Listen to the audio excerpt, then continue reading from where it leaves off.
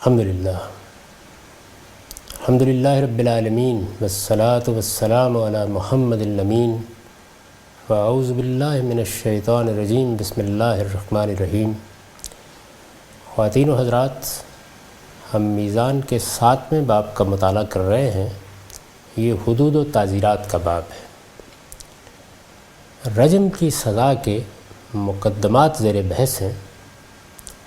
آخری مقدمہ جس کی ہم نے تنقیح کی وہ ماعز اسلمی کا مقدمہ تھا۔ ان کے علاوہ 2 اور مقدموں کی رودات بھی حدیث کی کتابوں میں نقل ہوئی ہے۔ میں نے لکھا ہے پہلا مقدمہ اس شخص کا ہے جو نماز کے لیے جاتی ہوئی ایک خاتون سے سر راہ زنا بالجبر کا مرتکب ہوا اور حضور صلی اللہ علیہ وسلم نے اسے فوراً رجم کرا دیا۔ دوسرا مقدمہ ایک معروف صحابی عمر بن حمزہ اسلمی کا ہے جنہوں نے فی الواقع محض زنا ہی کا ارتکاب کیا، یعنی اور کوئی جرم بظاہر یہ معلوم ہوتا ہے مقدمے کی رودات سے کہ ان کے ہاں سرزد نہیں ہوا، اور نبی صلی اللہ علیہ وسلم نے بھی اعتراف جرم کے بعد انہیں بس 100 کوڑے لگوائے اور چھوڑ دیا، یعنی وہی سزا دی جو قرآن مجید میں بیان ہوئی ہے۔ پہلے مقدمے کی روایت یہ ہے، یعنی وہ مقدمہ جس میں زنا بالجبر کا ارتکاب کیا گیا اور رسالت مآب صلی اللہ علیہ وسلم نے رجم کی سزا دی۔ عن علقمۃ بن وائل عن ابیہ ان امرأۃ خرجت علی عہد النبی صلی اللہ علیہ وسلم ترید الصلاۃ فتلقاها رجل فتجللها فقضى حاجته منها فصاحت وانطلق ومر عليها رجل فقالت ان ذاك فعل بي كذا وكذا، ومرت اصحابة من المهاجرين فقالت ان ذلك الرجل فعل بي كذا وكذا، فانطلقوا فاخذوا الرجل الذي ظنت انه وقع عليها فأتوها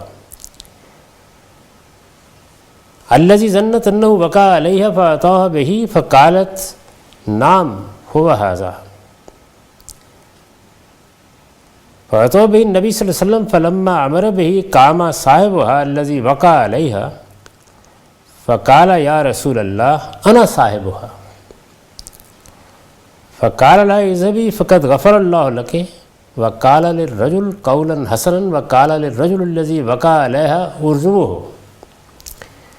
علقمہ بن وائل اپنے باپ سے روایت کرتے ہیں کہ نبی صلی اللہ علیہ وسلم کے زمانے میں ایک عورت نماز کے لیے گھر سے نکلی تو راستے میں ایک شخص نے اسے دیکھا، بس اس نے اس پر غلبہ پا لیا اور اپنے نفس کی پیاس بجھائی۔ اس پر وہ چیخی چلائی تو وہ بھاگ کھڑا ہوا۔ اسی اثناء میں ایک آدمی کا گزر اس طرف سے ہوا تو اس عورت نے اسے بتایا کہ ایک شخص نے اس طرح اسے رسوا کیا ہے۔ یہ بات ہو رہی تھی کہ مہاجرین کی ایک جماعت بھی اس طرف آ نکلی۔ اس نے انہیں بھی اپنی رودات سنائی تو وہ بھاگے اور اس شخص کو پکڑ لیا جس کے بارے میں عورت کا خیال تھا کہ اس نے اس کے ساتھ زیادتی کی ہے۔ وہ اسے اس کے پاس لے آئے تو اس نے کہا ہاں یہ وہی ہے۔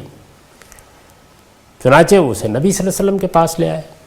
آپ نے اس کے لیے سزا کا حکم دیا تو اصل مجرم کھڑا ہو گیا، یعنی یہ آدمی غلط فہمی میں پکڑا گیا۔ عورت بھی جس صورتحال سے دوچار ہوئی تھی اس میں اس غلط فہمی کا شکار ہو گئی۔ ظاہر ہے کہ وہ پوری طرح اس کا چہرہ نہیں دیکھ سکی ہوگی، چنانچہ اس کے بارے میں سزا کا حکم سنا دیا گیا۔ آپ نے اس کے لیے سزا کا حکم دیا تو اصل مجرم کھڑا ہو گیا اور اس نے عرض کیا یا رسول اللہ یہ میں تھا جس نے اس کے ساتھ زیادتی کی۔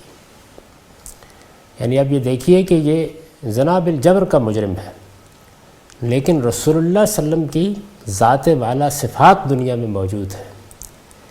ایک غیر معمولی ہستی جس کے بارے میں ہر شخص اندازہ کر سکتا ہے کہ اس کے کیا کچھ اثرات اپنے گرد و پیش کے ماحول پر ہوں گے۔ جب سزا سنائی گئی تو وہ اٹھ کھڑا ہوا اور اس نے یہ کہا کہ میں نے اس جرم کا ارتکاب کیا ہے۔ یا رسول اللہ یہ میں تھا جس نے اس کے ساتھ زیادتی کی۔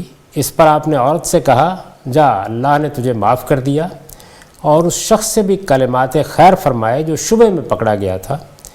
پھر اس شخص کے بارے میں جس نے اس عورت سے بدکاری کی تھی فرمایا اسے رجم کر دو۔ یہ رودات ہے۔ یہاں بھی میں یہ عرض کر دوں کہ اگر یہ رودات بہت واضح ہے، یعنی ایک شخص ہے، اس نے زنا بالجبر کا ارتکاب کیا ہے، نماز کے لیے جاتی ہوئی عورت کی عصمت دری کی ہے، پکڑا گیا ہے، رسالت مآب صلی اللہ علیہ وسلم نے اس کو سزا دی ہے، رجم کا حکم دیا ہے، یہ بڑی واضح رودات ہے۔ اس کے باوجود بہت سی چیزیں ہیں جو یہاں بھی اگر آپ غور کریں گے تو بہت اجمال کے ساتھ بیان ہوئی ہیں، یعنی راوی حضرات ایسے بیان کر رہے ہیں جیسے چند لمحوں میں یہ سارا معاملہ ہو گیا۔ ہو سکتا ہے کہ بہت دیر تک تنقید ہوئی ہو، رسالت مآب صلی اللہ علیہ وسلم نے بہت سے سوالات اس سے پوچھے ہوں، پہلے مجرم کو سزا سنانے سے پہلے بھی اس کو موقع دیا ہو کہ وہ اپنی بات بیان کرے۔ یہ ساری چیزیں ضروری نہیں ہے کہ راوی حضرات بیان کریں اور ہم اس طرح کی کوئی رودات پڑھیں اور اس میں رسول اللہ صلی اللہ علیہ وسلم کے فیصلہ کرنے کے طریقے کے بارے میں کوئی رائے قائم کر لیں۔ دوسرے مقدمے کی روایت یہ ہے، ان عمرو بن حمزۃ بن سنان کان قد شہد الحدیبیۃ مع رسول اللہ صلی اللہ علیہ وسلم قدم المدینہ ثم استاذن النبی صلی اللہ علیہ وسلم ان یرجع الی بادیتہ فاذن له فخرج حتى اذا كان بالزبوع على برید من المدینہ على المحجہ الى المکہ لقی جاریۃ من العرب وضیہ فنزغه الشیطان حتى اصابها ولم يكن حسن ثم ندم فاتى النبی صلی اللہ علیہ وسلم فاخبره فاقام علیہ الحد۔ عمر بن حمزہ رسول اللہ صلی اللہ علیہ وسلم کے ساتھ حدیبیہ میں حاضر تھے، وہ مدینہ آئے، پھر نبی صلی اللہ علیہ وسلم سے اجازت چاہی کہ اپنے بادیہ کی طرف لوٹ جائیں۔ حدیبیہ میں حاضر تھے تو ظاہر ہے کہ بیعت رضوان کے صحابہ میں سے ہوں گے۔ حضور صلی اللہ علیہ وسلم نے اجازت دے دی تو نکلے، یہاں تک کہ جب مدینے سے مکے کی طرف راستے کے درمیان ایک منزل زبوعہ پہنچے تو عرب کی ایک خوبصورت لونڈی سے ملاقات ہوئی۔ شیطان نے اکسایا تو اس سے زنا کر بیٹھے، اور اس وقت وہ محسن نہ تھے، پھر نادم ہوئے اور نبی صلی اللہ علیہ وسلم کے پاس آ کر آپ کو بتایا، چنانچہ آپ نے ان پر حد جاری کر دی۔ یہ دو مقدمات ہیں، ان پر میں نے تبصرہ کیا ہے۔ ان میں سے پہلے مقدمے میں رجم کی سزا مجرم کے شادی شدہ ہونے کی وجہ سے دی گئی یا زنا بالجبر کی بنا پر وہ اس کا مستحق قرار پایا، اس سوال کا کوئی جواب مقدمے کی اس رودات سے نہیں ملتا۔ یعنی جب یہ دعویٰ کیا جاتا ہے کہ رجم کی سزا شادی شدہ زانی کے لیے ہے، تو اس میں دیکھیے کہ عورت نے شکایت کی، مہاجرین کی ایک جماعت جا رہی تھی، ان لوگوں نے مجرم کو پکڑ لیا، رسول اللہ صلی اللہ علیہ وسلم کے پاس لے آئے، مجرم کو بھی غلطی سے پکڑا گیا تھا، وہ حقیقت میں مجرم نہیں تھا، رسول اللہ صلی اللہ علیہ وسلم نے سوالات کیے ہوں گے، اس کے بعد اس کے لیے سزا سنائی گئی۔ یعنی ظاہر ہے کہ اس میں کچھ مراحل گزرے ہوں گے، یہ سب معاملہ ہوا ہوگا، لیکن اس میں کہیں یہ ذکر نہیں آتا کہ آپ نے یہ پوچھا ہو کہ شادی شدہ ہو۔ آپ اگر فرض کر لیجئے کہ شادی ہی اس کی بنیاد ہے تو پھر سب سے اہم سوال تو یہی ہونا چاہیے تھا۔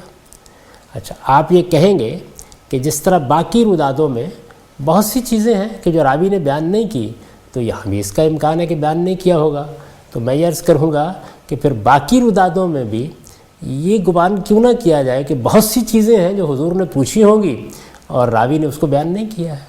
یعنی جب یہاں راوی اس بات کو بیان نہیں کر رہا کہ رسول اللہ صلی اللہ علیہ وسلم نے اس سے شادی کا پوچھا تھا یا نہیں پوچھا تھا، مقدمے کی رودات سے واضح ہے کہ لوگوں کے بارے میں کچھ زیادہ معلومات نہیں ہیں۔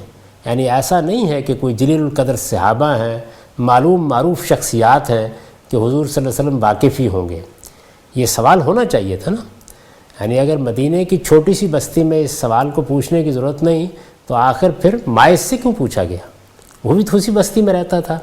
تو میں جس جانب توجہ دلا رہا ہوں وہ یہ ہے کہ یہ مقدمات کی رودادیں جن لوگوں نے بیان کی ہیں، ان کے سامنے یہ مسئلہ نہیں ہے کہ انہیں ان کی تنقید کر کے انہیں بیان کرنا ہے، تمام قانونی سوالات کو سامنے رکھ کر بیان کرنا ہے۔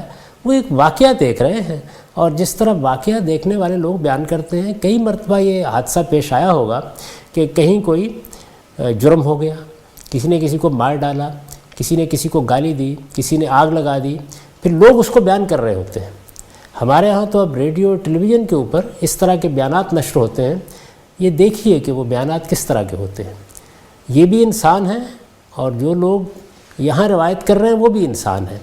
جس وقت تک آدمی کے سامنے کچھ متعین سوالات نہ ہوں، وہ یا تو ایک مورخ کے طریقے پر واقعے کی تنقیح کر کے اس کو بیان کر رہا ہو، یا ایک قاضی کی حیثیت سے مقدمے کی روداد لکھ رہا ہو، پھر وہ ان سب جزیات کو بیان کرے گا، وہ ہمارے سوالوں کا جواب دینے کی کوشش کرے گا۔ لیکن ایک ایسا شخص کہ جو ایک واقعہ دیکھتا ہے اور جس طرح واقعات بیان کیے جاتے ہیں، جیسے سرگزشتیں بیان کی جاتی ہیں، اس طریقے سے بیان کر دیتا ہے، وہ اس طرح کی تفصیلات کو حذف کر دے گا، ضروری چیزوں کو حذف کر دے گا۔ چنانچہ میں یہ عرض کر رہا ہوں کہ اس مقدمے کو دیکھ لیجئے، یعنی جو بنیادی چیز بتائی جاتی ہے کہ شادی شدہ ہونا، اس کا سرے سے یہاں ذکر ہی نہیں ہوا۔ ان میں سے پہلے مقدمے میں رجم کی سزا مجرم کے شادی شدہ ہونے کی وجہ سے دی گئی یا زنا بالجبر کی بنا پر وہ اس کا مستحق قرار پایا، یعنی یہ تو معلوم ہو گیا کہ زنا بالجبر کا ارتکاب ہوا ہے، تو یہ چیز اس کا باعث بنی ہے یا شادی باعث بنی ہے؟ اس سوال کا کوئی جواب مقدمے کی اس رودات سے نہیں ملتا۔ دوسرا مقدمہ اس لحاظ سے تو بالکل واضح ہے کہ مجرم ایک معروف صحابی ہیں جو بیعت رضوان کے شرکاء میں سے تھے، اور حضور صلی اللہ علیہ وسلم نے انہیں سزا بھی وہی دی جو زنا کے مجرموں کے لیے قرآن مجید میں بیان ہوئی ہے۔ یعنی یہ واحد مقدمہ ہے کہ جس میں سزا وہی دی گئی ہے جو اللہ کی کتاب میں بیان ہوئی ہے، ورنہ جو مقدمات پیچھے زیر بحث آئے ہیں ان میں 100 کوڑے کے بعد جلاوطن بھی کیا گیا ہے، اور راوی یہ بیان کرتے ہیں کہ اس وجہ سے کیا گیا ہے کہ کنوارا تھا، اور شادی شدہ لوگوں کو رجم بھی کیا گیا ہے اور 100 کوڑے مار کر بھی رجم کیا گیا ہے۔ یہ مقدمات ہم پڑھ چکے ہیں۔ دوسرا مقدمہ اس لحاظ سے تو بالکل واضح ہے کہ مجرم ایک معروف صحابی ہیں جو بیعت رضوان کے شرکاء میں سے تھے، اور حضور صلی اللہ علیہ وسلم نے انہیں سزا بھی وہی دی جو زنا کے مجرموں کے لیے قرآن مجید میں بیان ہوئی ہے۔ لیکن اس مقدمے کو بھی اگر روایات کی روشنی میں دیکھا جائے تو پھر سوال پیدا ہوتا ہے کہ 100 کوڑے کے ساتھ جلاوطنی کی جو سزا ان روایات میں بیان ہوئی ہے وہ ان صحابی کے معاملے میں کیوں ختم ہو گئی؟ یعنی جب کوئی شخص قانون کی تنقیح کرے گا تو وہ تو یہ سوال پوچھے گا کہ اگر آپ بیان قانون کی روایت میں یہ کہہ رہے ہیں کہ کنوارے کے لیے 100 کوڑے اور جلاوطنی، اور بعض مقدمات میں یہ روایت بھی سامنے آ رہی ہے کہ 100 کوڑے مارنے کے بعد 1 سال کے لیے جلاوطن کر دیا گیا، تو پھر یہاں یہ سزا کیوں نہیں دی گئی؟ لیکن اس مقدمے کو بھی اگر روایات کی روشنی میں دیکھا جائے تو پھر سوال پیدا ہوتا ہے کہ 100 کوڑے کے ساتھ جلاوطنی کی جو سزا ان روایات میں بیان ہوئی ہے وہ ان صحابی کے معاملے میں کیوں ختم ہو گئی؟ اس سے کیا یہ سمجھا جائے کہ محض زنا کے یہی ایک مجرم تھے جو رسول اللہ صلی اللہ علیہ وسلم کے سامنے پیش ہوئے، یعنی جس میں اور کوئی جرم ساتھ شامل نہیں تھا، صرف زنائی کا ارتکاب ہوا تھا، اور اسی طرح ہوا تھا جس طرح کہ فی الواقع کسی شریف النفس انسان سے بھی کسی جرم کا ارتکاب ہو سکتا ہے، یعنی راستے میں ملے، اکیلے تھے، سفر میں تھے، شیطان نے اکسایا، اس جرم کا ارتکاب کر بیٹھے۔ اس سے کیا یہ سمجھا جائے کہ محض زنا کے یہی ایک مجرم تھے جو رسول اللہ صلی اللہ علیہ وسلم کے سامنے پیش ہوئے؟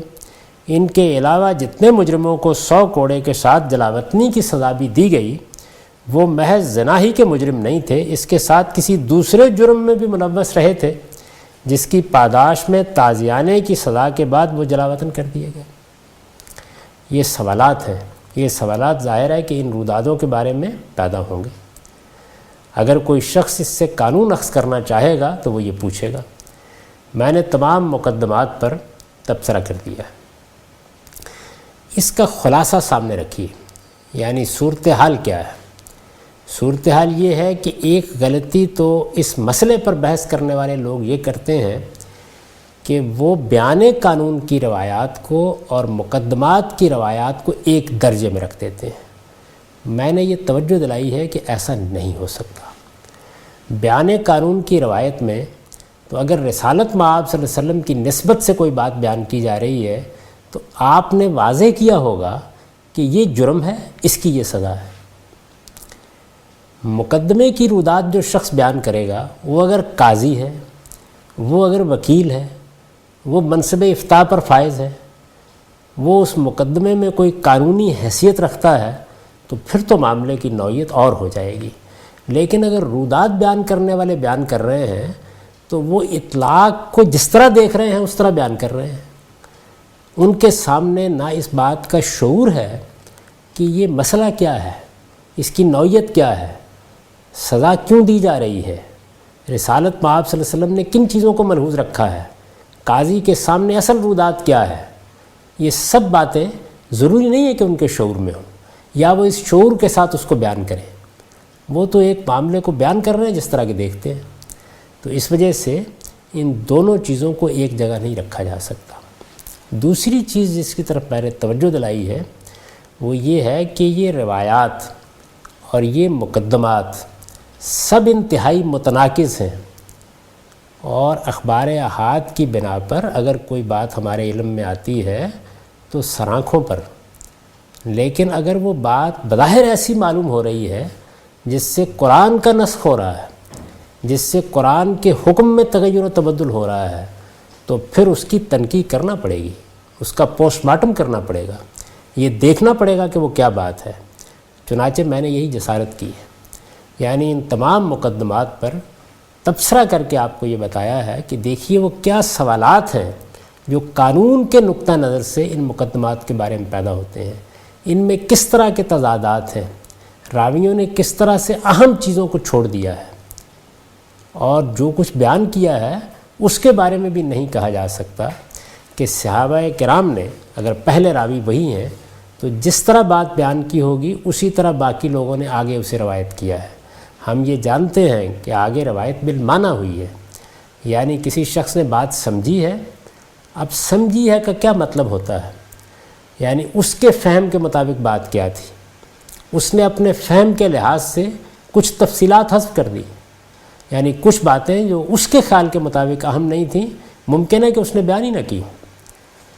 یہ تمام چیزیں ہیں جن کو کسی رودات پر تبصرہ کرتے ہوئے یا اس سے قانون اخذ کرتے ہوئے ہمیشہ پیش نظر رکھنا چاہیے. تو یہ چیزیں ہیں جن کی طرف میں نے اس تبصرے میں توجہ دلائی ہے. اب یہ دیکھیے کہ ہمارے علماء کیا کر رہے ہیں. ہمارے علماء یہ کر رہے ہیں کہ وہ یہ کہتے ہیں کہ ان میں زنا کے جرم میں سزا دی گئی ہے، ان میں یہ بات بھی نقل ہوئی ہے کہ وہ شخص شادی شدہ تھا. بعض میں رسول اللہ صلی اللہ علیہ وسلم نے یہ سوال بھی کیا ہے کہ کیا تم شادی شدہ ہو. اس لیے اگر ان سے یہ نتیجہ نکالا جائے کہ شادی شدہ کی سزا رجم ہے تو پھر قرآن مجید کی آیت کے ساتھ کیا معاملہ ہوگا. وہ یہ کہتے ہیں کہ قرآن کی آیت کو عبادہ بن صامت کی روایت نے منسوخ کر دیا. یعنی اب جو تضاد پیدا ہوا ہے قرآن مجید میں، روایات میں، مقدمات کی رودادوں میں، اس کو دیکھیے کہ وہ کس طرح سے حل کرتے ہیں. عبادہ بن صامت کی روایت کا ہم مطالعہ کرائے ہیں. یہ آپ کے علم میں ہے کہ یہی وہ روایت ہے جس کو میں نے بھی نقل کیا ہے میزان میں. روایت کو ذرا دیکھیے. روایت یہ ہے کہ قال رسول اللہ صلی اللہ علیہ وسلم خذوا عنی خذوا عنی خذوا عنی فقد جعل اللہ لہن سبیلا البکر بالبکر جلد و میات والنفی سنۃ والسیب بالسیب جلد و میات والرجم. رسول اللہ صلی اللہ علیہ وسلم نے فرمایا مجھ سے لو مجھ سے لو مجھ سے لو. زانیہ عورتوں کے معاملے میں اللہ نے جو حکم نازل کرنے کا وعدہ کیا تھا وہ نازل فرما دیا. غیر شادی شدہ مرد کی غیر شادی شدہ عورت سے بدکاری کے لیے 100 کوڑے اور 1 سال کی جلاوطنی، اور شادی شدہ مرد کی شادی شدہ عورت سے بدکاری کے لیے 100 کوڑے اور رجم. اب یہ دیکھیے کہ حادثہ کیا ہوا ہے. یعنی جب یہ مقدمہ قائم کر لیا گیا کہ شادی شدہ زانی کی سزا رجم ہے، یعنی اس میں 2 باتیں ہیں. ایک یہ کہ زنا کنوارے نے کیا ہے تو سزا اور ہوگی، زنا شادی شدہ نے کیا ہے تو سزا اور ہوگی. اگر شادی شدہ کی سزا رجم ہے تو ظاہر ہے کہ پھر علماء کے نزدیک یہ قرآن میں بیان نہیں ہوئی. اگر یہ قرآن میں بیان نہیں ہوئی تو پھر سورہ نور کی آیت میں 100 کوڑے کی جو سزا بیان ہوئی ہے اس کے ساتھ کیا معاملہ ہوگا. تو وہ یہ کہتے ہیں کہ یہ روایت ہے، یہ عبادہ بن صامت کی روایت ہے. اس روایت نے قرآن مجید کی آیت کو شادی شدہ زانی کے حق میں منسوخ کر دیا. یعنی اس میں اتنی تبدیلی کر دی ہے کہ اب وہ آیت صرف کنوارے زانیوں کے لیے خاص ہو گئی ہے۔ اچھا، اب یہ دیکھیے کہ جس وقت انہوں نے اس روایت سے آیت کو منسوخ کر لیا تو اب روایت بھی تو کچھ بیان کرے گی نا، یعنی اس سے کوئی قانون اخذ کرنا ہے۔ روایت کیا مسائل پیدا کر رہی ہے؟ روایت ایک مسئلہ یہ پیدا کر رہی ہے کہ یہ کہتی ہے کہ اگر کنواری عورت سے بدکاری کرے، شادی شدہ عورت سے بدکاری کرے، یعنی اگر صورتحال یہ ہے کہ کسی کنوارے نے شادی شدہ سے بدکاری کی ہے اور صورتحال یہ ہے کہ کسی شادی شدہ نے کسی کنواری عورت سے بدکاری کی ہے، تو روایت یہ نہیں بتا رہی کہ پھر اس کی سزا کیا ہوگی۔ ایک مسئلہ یہ سامنے آ گیا۔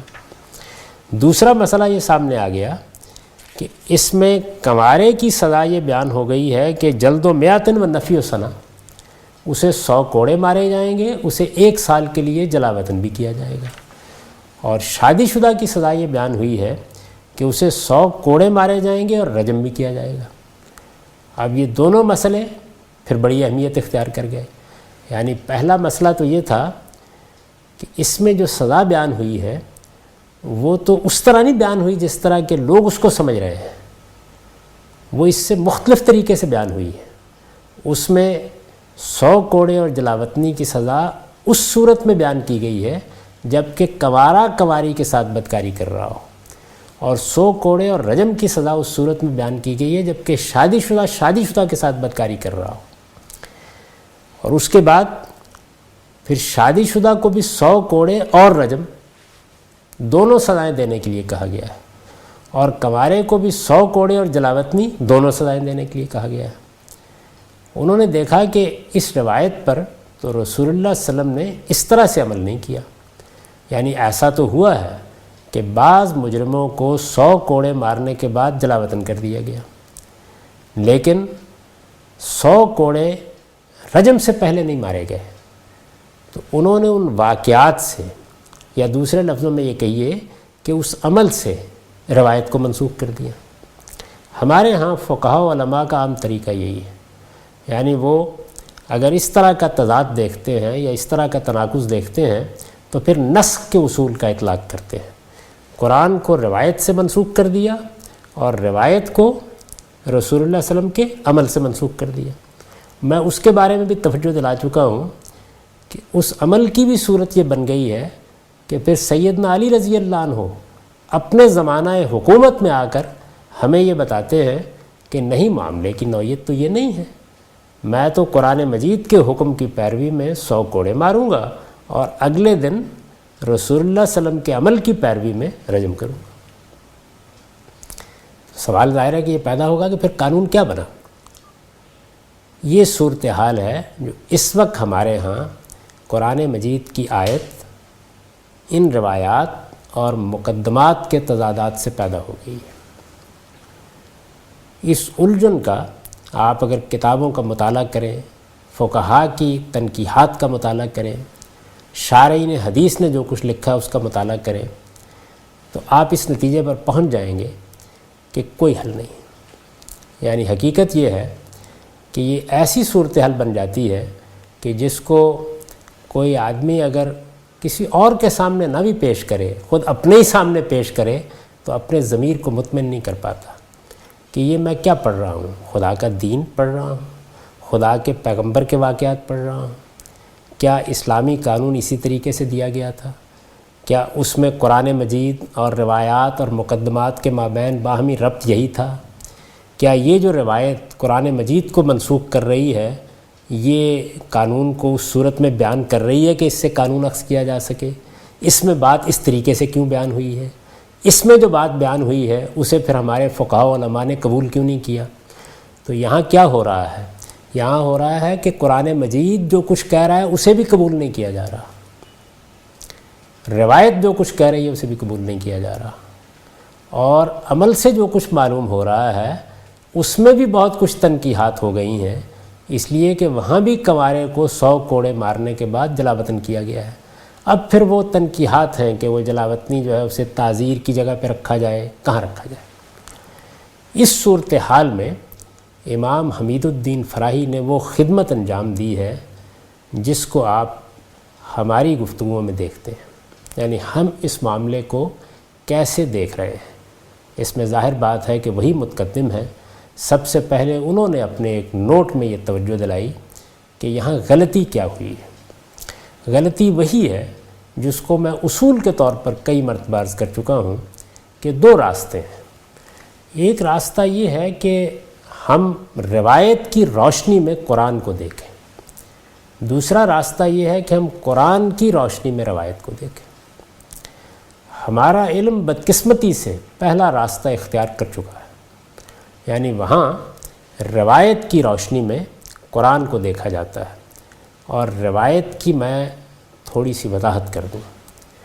ایک روایت وہ ہے جو اخبار احاد کی صورت میں ہمارے پاس موجود ہوتی ہے، ایک روایت وہ ہے جو بعض مقدمات پر قائم ہوتی اور پھر نسلاً بعد نسلاً منتقل ہونا شروع ہو جاتی ہے۔ یہ دوسری قسم کی روایت ہمارے ہاں بڑی اہمیت کی حامل ہو گئی۔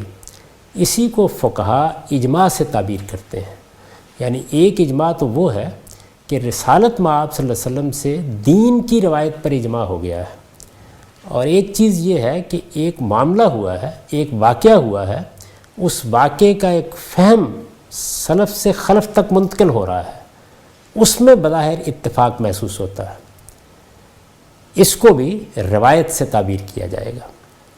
یہ ایسے ہی ہے جیسے مسیحی روایت ہے۔ مسیحی روایت اس وقت پاپائیت کے ادارے کی صورت میں منظم ہے اور اپنی ایک تاریخ رکھتی ہے۔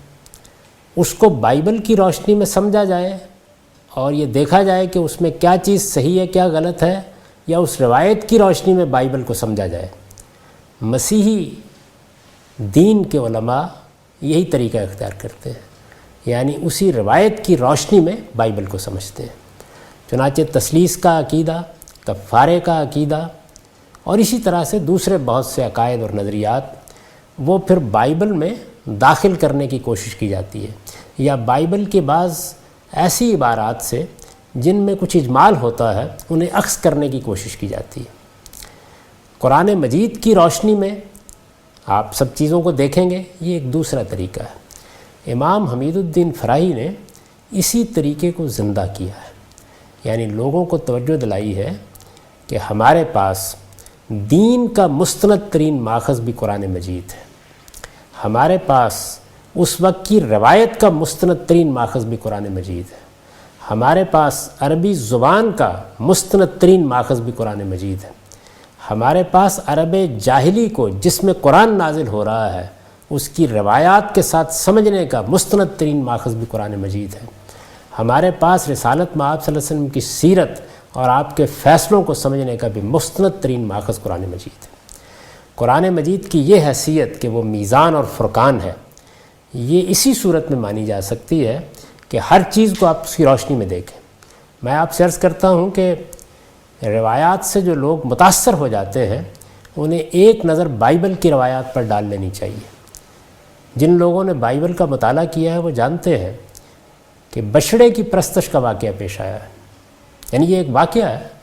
سیدنا موسیٰ علیہ السلام کو طور پر بلایا گیا، اللہ تعالیٰ نے فرمایا کہ اب آپ آ گئے ہیں، آپ کی قوم بھی آپ کے ساتھ ہے، آپ تشریف لائیے، ہم آپ کو اپنی کتاب دیں گے۔ اس کے لیے 30 دن مقرر کیے گئے، پھر ان میں 10 کا اضافہ کر دیا گیا۔ سیدنا موسیٰ علیہ السلام کچھ پہلے چلے گئے، ان کے پیچھے قرآن ہمیں بتاتا ہے کہ سامری نے ایک فتنہ کھڑا کر دیا۔ یہ سامری کون تھا اس وقت زیر بحث نہیں ہے، لیکن بائبل اس کے بالکل برخلاف ایک دوسری داستان سناتی ہے۔ وہ یہ کہتی ہے کہ یہ سارا معاملہ حضرت ہارون نے کیا تھا، یعنی اس میں سامری کا کوئی ذکر نہیں ہے۔ سیدنا ہارون علیہ السلام نے زیورات اکٹھے کیے، سیدنا ہارون علیہ السلام نے بچڑا بنایا اور انہی نے یہ سب کارنامہ انجام دیا۔ ہارون علیہ السلام کون ہے؟ قرآن بتاتا ہے پیغمبر۔ سیدنا موسیٰ علیہ السلام نے ان کا نام پیش کیا، اللہ تعالیٰ نے اسے قبول فرمایا۔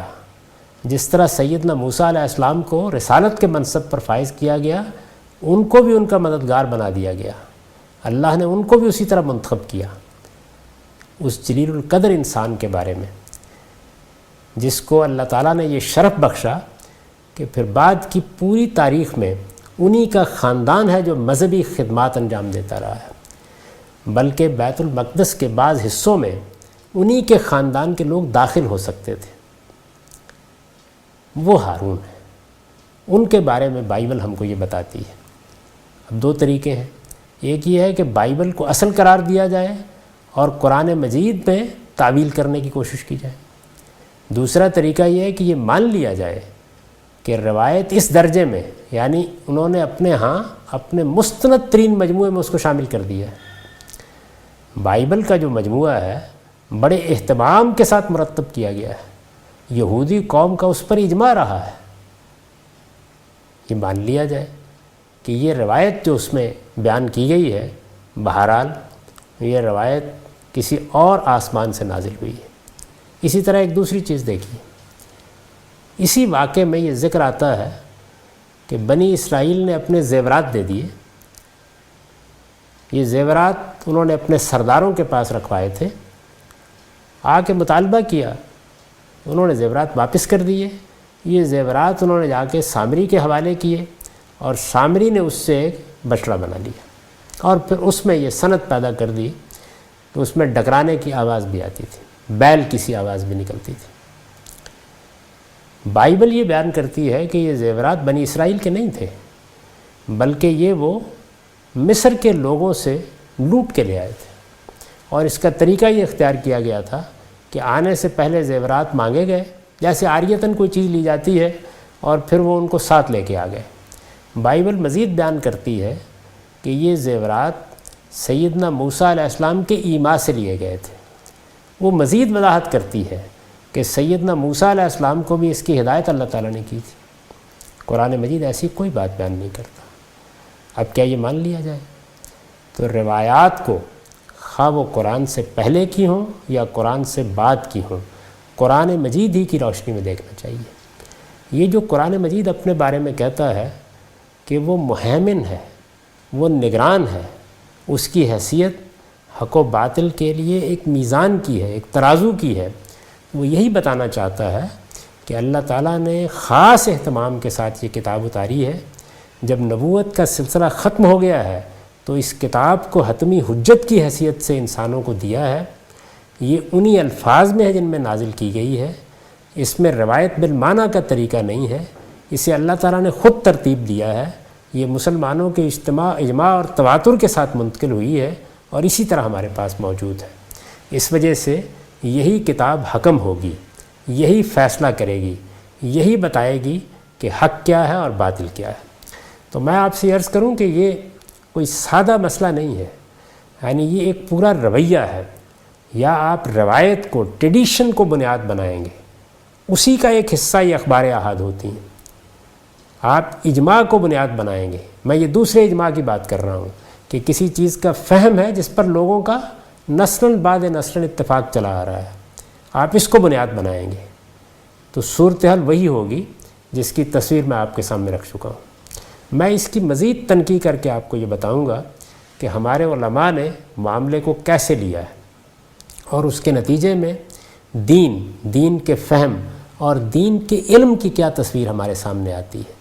کیا دور حاضر میں اگر ہم نئی نسل کو دین پڑھانا چاہیں تو انہیں یہ بتائیں گے کہ زنا ایک جرم ہے، اللہ کے پیغمبر نے اسے جرم قرار دیا، اللہ تعالیٰ نے اس کو جرم قرار دیا، اس کی ایک سزا بیان ہوئی ہے، اور اس سزا کو بیان کرنے کا طریقہ یہ اختیار کیا گیا ہے کہ قرآن مجید میں جو بات بیان کی گئی تھی اس کو ایک روایت سے منسوخ کر دیا گیا۔ روایت میں کیا بیان ہوا ہے وہ اب بھی سمجھ میں نہیں آ رہا، اس وقت بھی کسی کی سمجھ میں نہیں آیا۔ پھر کچھ واقعات پیش آئے، ان واقعات کی ایک روایت ہم تک پہنچی، اس روایت کی روشنی میں پھر اس روایت کو، اس خبر واحد کو منسوخ کر دیا گیا، اور اب جو قانون ہے وہ یہ ہے۔ لیکن ایسا نہیں ہے کہ پھر اس پر بھی اتفاق ہو گیا ہو۔ ابن حزم جیسا شخص اس روایت پر ہی اپنی ساری تنقیحات کی بنیاد رکھ رہا ہے۔ یعنی آپ ان اختلافات کو بھی پڑھ سکتے ہیں، میں نے ان کا خلاصہ برہان میں کر دیا ہے کہ ہمارے علماء و فقہا پہ سارے مسئلے کو کیسے دیکھتے ہیں۔ تو ہم شریعت لوگوں کو بتانا چاہیں گے، اللہ کا قانون لوگوں کو بتانا چاہیں گے، انہیں یہ سمجھانا ہے کہ اللہ تعالیٰ نے اپنا قانون اپنی کتاب میں دیا ہے، اپنے پیغمبر کی وساطت سے دیا ہے، وہ قانون کیا ہے، اس کو جب اس طریقے سے پیش کریں گے تو اندازہ کر لیجئے کہ وہ اس کو کہاں رکھیں گے، کس طرح سمجھیں گے۔ یہ تو خیر ہوئی کہ موجودہ زمانے میں اس طرح کے ذہین لوگ بالعموم متوجہ نہیں ہوتے، اور ہمارے ہم مدرسوں میں جو فضا ہے اس میں اس طرح کی تنقیحات نہیں ہوتی، اس وجہ سے ایسی باتیں لوگوں کے ہاں قابل قبول ہو جاتی ہیں، ورنہ حقیقت یہ ہے کہ اس کو بیان کرنے کے بعد کون آدمی یہ کہہ سکتا ہے کہ یہ قانون سازی خدا نے کی ہے، یہ عالم کے پروردگار نے کی ہے، یہ خدا کے پیغمبر کے ذریعے سے ہم کو ملی ہے۔ اس طرح کے معاملات تو ہماری آج کی عدالتیں اور اس زمانے کی پارلیمنٹ بھی نہیں کرتی۔ میں اس کے بہت سے پہلوؤں کی ابھی مزید تنقید کروں گا اور آپ کو یہ بتاؤں گا کہ ہمارے علماء و فقہا اپنے طریقے کے مطابق کن الجھنوں میں گرفتار ہیں، اور امام حمید الدین فرائی نے کس طریقے سے ہمارے لیے ایک سیدھا راستہ متعین کر دیا ہے، اور اس میں اس کے سوا کچھ نہیں کیا کہ اس سارے مواد کو قرآن کی روشنی میں دیکھا ہے۔ اقول قولی ھذا واستغفر اللہ لی ولکم ولسائر المؤمنین۔